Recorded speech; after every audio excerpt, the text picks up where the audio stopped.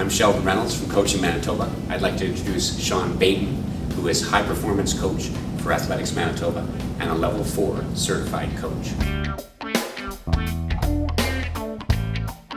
What are the events? How are the events different from what they were before?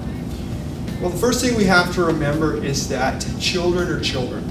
They're not adults, okay? They're also not athletes. They shouldn't be in a training environment per se.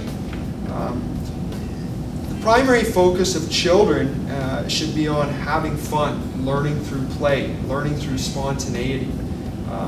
It's inappropriate to provide training programs aimed at increasing athletic potential to a child, especially when those training programs are primarily designed for an adult but are scaled down for a 12 or 10-year-old or 14-year-old.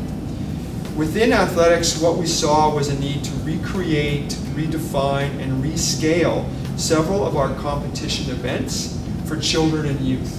For example, reformatting our throwing events with the implement weights.